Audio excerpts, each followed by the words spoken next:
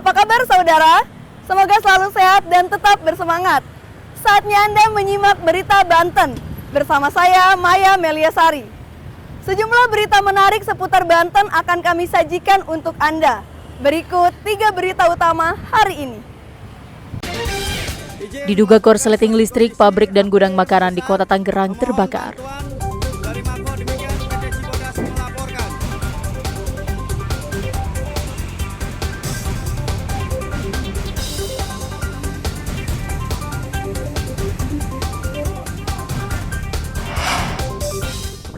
Diduga gelapkan uang, orang tua 3 siswa dilaporkan pihak yayasan ke polisi.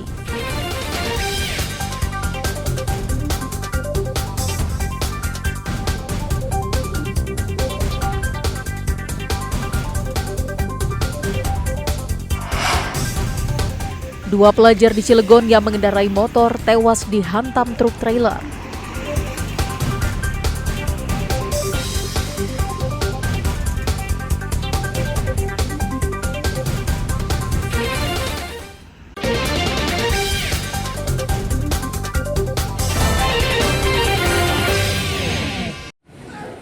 Kebakaran besar menghanguskan bangunan yang dijadikan tempat produksi dan gudang pabrik di kawasan industri Indoraya di Jalan Imam Bonjol, Karawaci, Kota Tangerang. Tiupan angin yang kencang ditambah cuaca yang cukup panas membuat kobaran api yang terus membesar di bagian produksi printing milik PT Sagling Printing Indonesia dan merembet ke bagian gudang makanan yang saling berdekatan. Dalam kebakaran ini terjadi beberapa ledakan di bagian pabrik printing. Sejumlah karyawan yang sedang bekerja berhamburan saat api membesar. 60 personil dan 16 mobil pemadam kebakaran dikerahkan. Selain api yang cukup besar, petugas damkar terkendala dengan jauhnya sumber air. Untuk klarifikasi kaitan dengan penyebabnya itu kayak korsleting listrik. Dan juga kita belum mendetil sekali ini ya kaitan dari mananya ya. Karena memang satu PT berdikari, kemudian di bidang printing, yang satu lagi di PT Rosindo. Nah, itu bergerak di bidang gudang makanan. Sejumlah karyawan diliburkan sampai waktu yang belum ditentukan. Sejumlah karyawan tidak menyangka kebakaran akan merembet ke gudang makanan ringan tempatnya bekerja karena awalnya api berasal dari bangunan sebelah. Akibat kejadian ini, beberapa karyawan gudang makanan terancam kehilangan pekerjaan. Ya, kita juga kan lah ya melihat anak-anak ini karena kan kemarin kita sempat kaget karena saya pikir kan di gudang sebelah yang gudang kimia itu ternyata merembet semua ke gudang kita, tiga gudang habis. Jadi semua pada nangis, pada teriak, tapi kan kita nggak boleh masuk, langsung keluar. Untuk kendala di lapangan terkait dengan kebakaran di PT Indoraya, sampai dengan saat ini memang kita masih melaksanakan upaya pemadaman.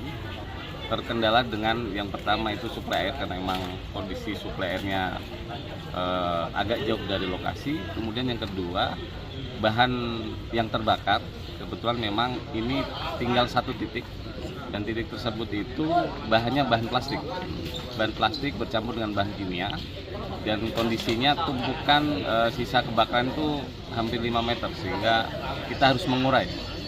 Dugaan sementara kebakaran terjadi akibat adanya korsleting listrik pada bagian produksi. Ada korban jiwa dalam kebakaran tersebut, namun kerugian materi ditaksir miliaran rupiah. Ariel Maranus dan Taufik Saleh melaporkan dari Kota Tangerang. Wilayah Kota Serang diterjang hujan dan angin kencang. Meski tidak berlangsung lama, namun sejumlah pohon tumbang, salah satunya pohon berukuran besar di Komplek Cicari Indah. Bahkan sebuah mobil tertimpa pohon hingga mengalami kerusakan di bagian belakang. Selain kendaraan, batang pohon juga memutus kabel yang ada di sekitar lokasi. Tim reaksi cepat BPBD langsung menangani pohon yang menghalangi jalan. Petugas terkendala banyaknya kabel yang ikut tertimpa batang pohon. Udah kayaknya. Hanya ini sih apa? Telkom aja. Itu masih nyala tuh lampu. Ada kerugian materi nggak? Mungkin tembok aja ini ya. Tembok. Tadi sih nggak ada korban meninggal juga di sini. Nggak ada yang kena. Nggak ada. Ini wilayah yang ada rumahnya apa gimana? kan ini rumah kosong. Rumah kosong ya? Iya, karena mungkin menghalangi jalan aja ya, akses jalan aja untuk dari perumahan ini secara ini. Batang pohonnya kan udah di pohon, jadi lumayan mengganggu, cukup mengganggu, tapi masih bisa lewat kok tadi. Ini baru selesai sekolah. Iya, baru pulang sekolah. Udah sering ya. Udah sering lewat sini. Cuma baru kali ini kalau pohon mangga ya potong. Pihak BPBD menghimbau untuk meningkatkan kewaspadaan karena hujan dengan disertai angin sudah beberapa hari terjadi. Ariel Maranus dan Fajri Munawir melaporkan dari Kota Serang. Petugas damkar Kabupaten Lebak menangkap seekor ular sanca sepanjang 3 meter yang masuk ke dapur rumah warga di Kecamatan Warung Gunung, Kabupaten Lebak. Petugas damkar yang datang ke lokasi akhirnya menangkap ular menggunakan tongkat khusus. Petugas sempat kesulitan karena ular sempat berontak dan melilit tangan petugas saat dibawa keluar. Petugas damkar yang sudah memiliki keahlian dengan tenang melepaskan lilitan sehingga bisa mengevakuasi ular. Pagi kita mendapatkan laporan keberadaan satu ekor ular jenis piton atau sanca di wilayah Kecamatan Warung Gunung, tepatnya di dapur warga. Prosesnya seperti apa? Prosesnya karena memang tempatnya sempit ya di dapur, kita lumayan kesulitan dan akhirnya juga kita bisa evakuasi ularnya dan saat ini kita amankan di Makodamkar Kabupaten Lebak. Setelah ditangkap, ular sanca kemudian dimasukkan ke dalam karung dan dibawa ke Makodamkar untuk diamankan sementara dan akan dilepas liarkan di tempat yang jauh dari pemukiman warga. Ariel Maranus dan Sajiwa Pratama melaporkan dari Kabupaten Lebak.